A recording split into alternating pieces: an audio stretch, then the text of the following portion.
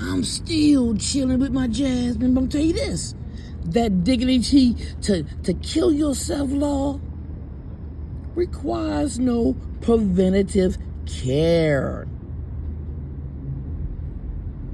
From 2 p.m. to 10 p.m. to 10:30 p.m., they did the most horrible things that any man could do to a human being, let alone a black one, let alone a female. They tried to strip me of my dignity. They humiliated me in every way. But I said no. So they drugged me with that Suprexa. When in fact, I had no medication in my system. I supposed to got some oxygen and sent home. And I said, I'll get my metformin when I come back. I get my Quinapril, my little Mojigen. I get all my medications, my Lavoxazine and everything like that. All my multivitamins and my fiber. Because essentially I was trying to put myself back together after my surgery. They thought I was weaker then. And all this time, I'm thinking I'm just being gang-stalked. I realized something. I wasn't gang-stalked until after Edward Swanton tried to kill me. Edward Swanton was my hitman. He didn't do what he's supposed to. He didn't kill me. He didn't make me kill myself or anything. So they gang-stalked me, hoping that I would, and that way Edward Swanton could be redeemed. No, Edward Swanton is a killer.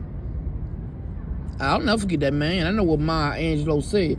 That nigga, I never remember how that man made me feel. And I don't care what you say. He came in that room in a gown with a string on like me. And I remember thinking, I made a video about it like a day later when I got home. That man ain't to harm me, and he was, in fact, there to harm me. But more importantly, I was a suicidal patient, and I had a string on my gown. They were setting me up to die if I really was a suicidal patient.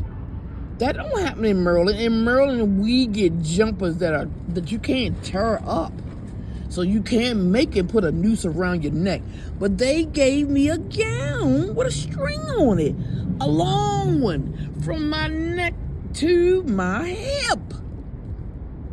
You gonna tell me Edward Swanton was doing his job? No, that nigga was too something under the wind. He smelled like cheap liquor. And all I kept thinking is, this man got money.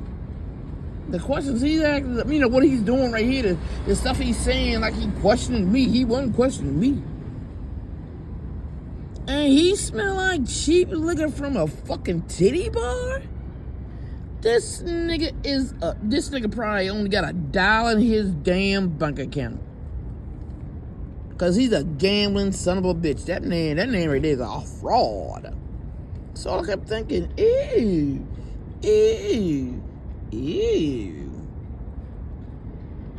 So all this time I kept thinking, cause I didn't bother nobody over that Bathsheba house. I don't give a shit. They be doing drugs. I can see them niggas come in and out the house all day long. Them kids didn't live there. Them kids was a front. When it was time for school, them kids came through the back door. They were not there all day and all night. They lied to you. They played some videos and whatever soundtracks of them kids. Them kids came through the back door in the morning, fussing about not having breakfast sometimes, because they got to haul asses to school. And I thought to myself, yeah, they probably just pushed my ass out the door, and I don't even know it, you dumbass nigga. Them kids, Bathsheba Dixon kids, were fronts for everything. They would look out for the drugs. They would look out for everything.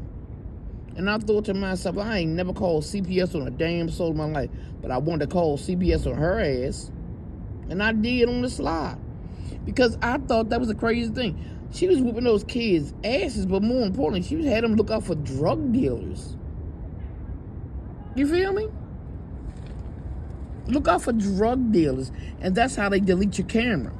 You see how slow you can look at some of the videos on here of my Blink camera that I did obtain.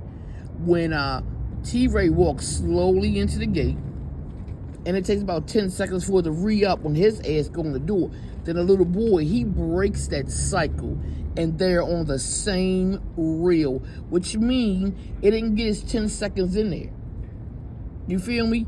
And that's how they circumvent your blink cameras and your rings, because in that 10 seconds, somebody can jump over that fence. You feel me? The house next to Bathsheba and them was the house between them and Dennis Humphrey and them. And that house was empty part of the time, but then at one time they had a junkie in there. I see his ass down here. Down here, he don't have hair. Up there, he had hair, black hair. Anywho, so they can come through his back and jump over that fence anytime. Just like when they did, when they had my camera go back.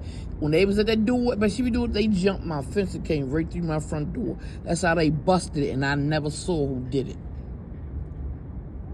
Told you about them locks, girl. Put a screw in it, put some new screws in it, 1 1/2 or 2.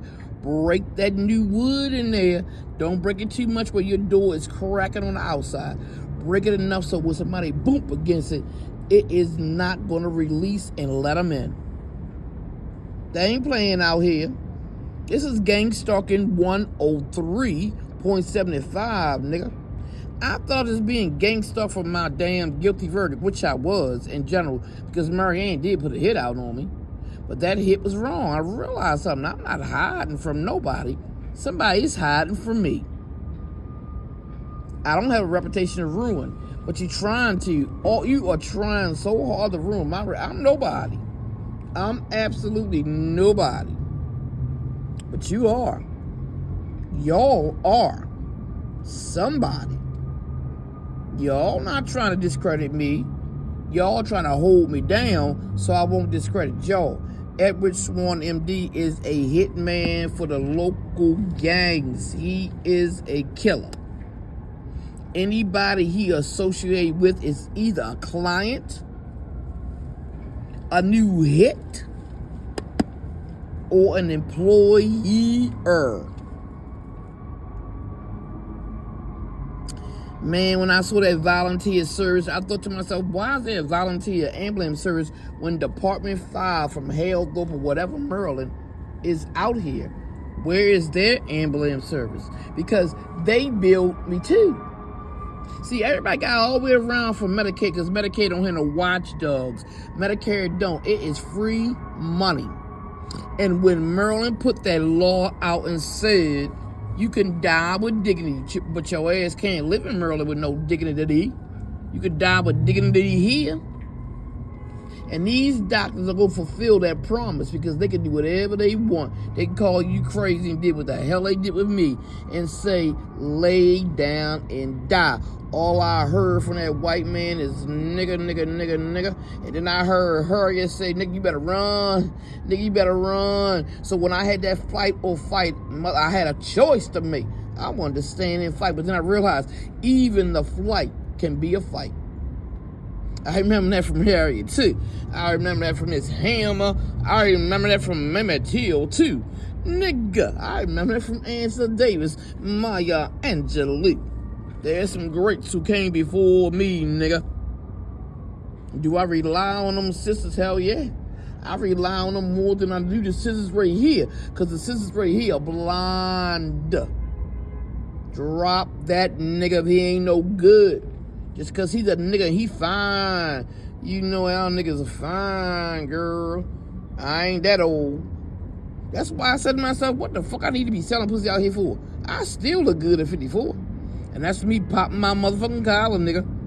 I got my own social security, nigga. I ain't got never. I'm an independent woman, nigga.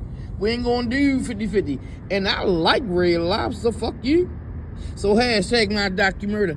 This was the how to kill him. Samson O'Letton, DeBoer and Floyd, Jalen Oscrino, John Falk, Ascension St. Agnes Hospital, Baltimore, Maryland. Hey, have a great day. Like, follow, and share.